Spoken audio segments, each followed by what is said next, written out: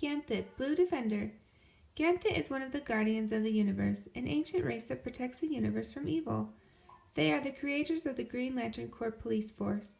Unlike most Guardians, who do not even take names, Ganthet stands proudly as an individual. He now serves as a Green Lantern himself.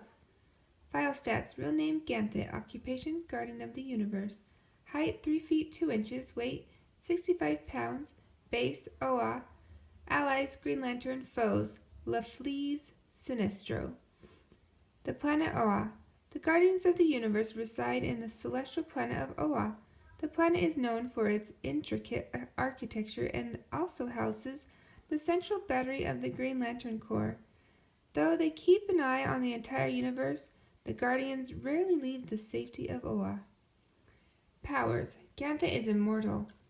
He also possesses the powers of telepathy, telekinesis, and flight. As a Guardian, he has access to the central power battery, where huge amounts of cosmic energy are stored. As a Green Lantern, Ganthet uses his ring to create hard light, energy constructs, solid objects made of light. Ganthet wears a ponytail as symbol of his individuality. Like all Guardians, he has blue skin.